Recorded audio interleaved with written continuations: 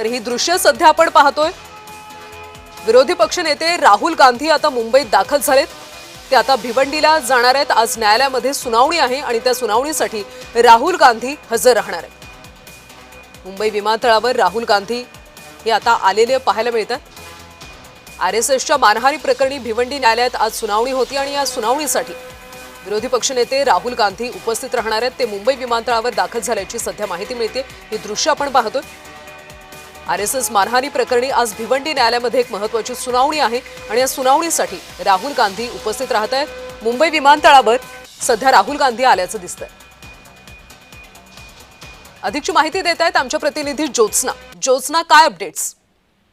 अगदी बरोबर आहे। भिवंडीमध्ये 2014च्या लोकसभेच्या वेळेस राहुल गांधी जे आहेत त्यांनी प्रचाराच्या दरम्यान एक भाषण केलं होतं आणि या भाषणामध्ये जे आहे ते राहुल गांधी यांनी असं स्टेटमेंट केलं होतं, असं वक्तव्य केलं होतं की महात्मा गांधी यांच्या हत्येच्या मागे आरएसएसचा हात आहे।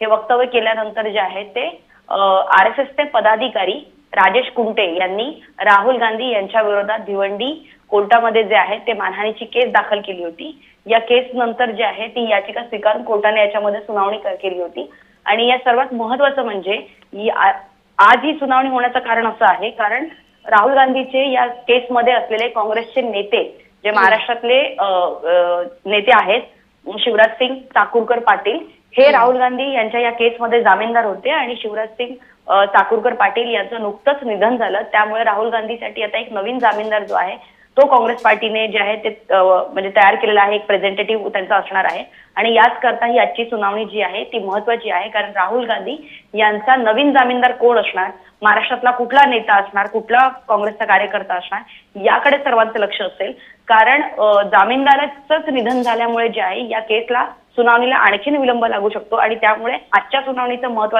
महत्व असं आहे की राहुल गांधी यांच्यासाठी आता नवीन जामीनदार कोण असणार आणि आजच्या सुनावणीमध्ये भिवंडी कोर्ट जे आहे ते राहुल गांधीला नेमकं काय म्हणजे शिक्षा आजच फायनल या संपूर्ण केसचं होईल की नाही हे सांगणं थोडंसं कठीण आहे कारण जामीनदार नवीन उभा केल्यानंतर त्याची कागदपत्र जी आहे त्याची पडताळणी करावी लागते, जामीनदाराचा सुद्धा जबाब नोंदवावा लागतो आणि त्याच करता आजचा जी सुनावणी होणार आहे भिवंडी कोर्टामध्ये त्यासाठी संपूर्ण म्हणजे निकाल जरी लागला नाही तरी नवीन जामीनदार कोण असणार त्याची पडताळणी आणि मुंबई पोलीस आणि जे आहे ते कोर्ट करेलच त्यांच्या कागदपत्रांची, नवीन जामीनदाराच्या कागदपत्रांची पडताळणी।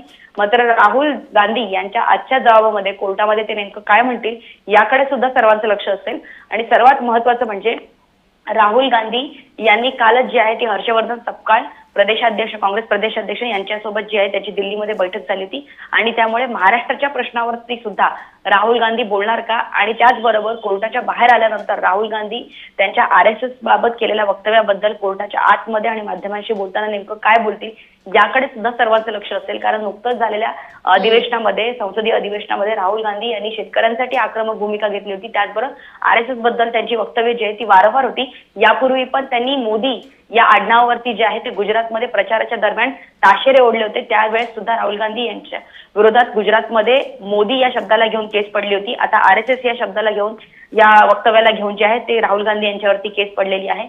त्यामुळे राहुल गांधी यांचे मोदी या आडनावाला घेऊन आरएसएस या संस्थेला घेऊन असे काही त्यांची जी वक्तव्य आहेत त्याबाबत कोर्ट नेमकं राहुल गांधीला काय सूचना करताय, काय आदेश देत आहे याकडे सुद्धा सर्वांचं लक्ष असेल कारण नेते जे आहेत अनेक नेते म्हणजे फक्त राहुल गांधीच नाही अनेक नेते जे आहेत ते ओघाच्या भरात भाषणामध्ये असे अनेक खळबळजनक वक्तव्य करतात ज्याला काही पुरावा नसतो किंवा ज्याला काही आधार नसतो पण अशा स्टेटमेंटमुळे समाजामध्ये खळबळ माजते, समाजामध्ये दुही पसरते आणि त्याचमुळे याचाच भाग म्हणून जे आहे ती राजेश कुंटे यांनी राहुल गांधीच्या विरोधात भिवंडी कोर्टामध्ये 2014च्या वेळेसच याचिका दाखल केली होती।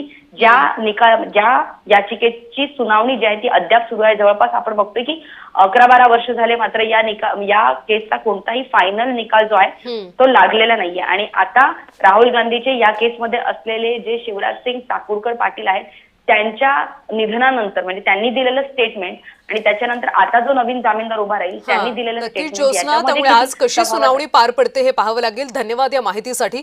तर राहुल गांधी आता मुंबईमध्ये दाखल झालेत। आज भिवंडी कोर्टामध्ये सुनावणी होणार आहे। आरएसएस मानहानी प्रकरणी ही सुनावणी होणार आहे।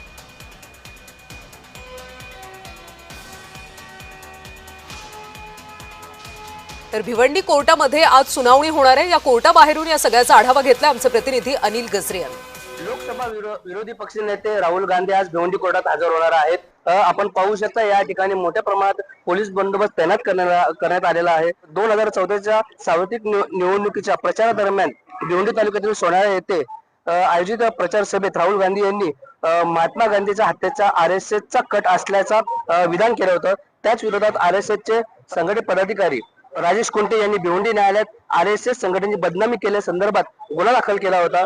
या प्रकरणी राहुल गांधी यांनी दिलेले जामीनदार माजी केंद्रीय शिवराज पाटील चाकूरकर यांचे निधन झाल्यानंतर न्यायालयात नवीन जामीन देण्यासाठी प्रक्रियेसाठी आज राहुल गांधी भिवंडी न्यायालयात हजर राहणार आहेत. तसेच सकाळपासूनच या ठिकाणी मोठ्या प्रमाणात पोलीस बंदोबस्त देखील तैनात करण्यात आलेला आहे. 2 तासामध्ये राहुल गांधी या ठिकाणी उपस्थित राहणार आहेत. भिवंडीहून अनिल गजरे, जय महाराष्ट्र न्यूज. लोकसभा तर भिवंडी न्यायालयामध्ये आज कशी सुनावणी पार पडते याकडे आपल्या सगळ्यांचं लक्ष असणार आहे. तुर्तास बुलेटिनमध्ये आता वेळ झाली इथेच थांबण्याची. नमस्कार.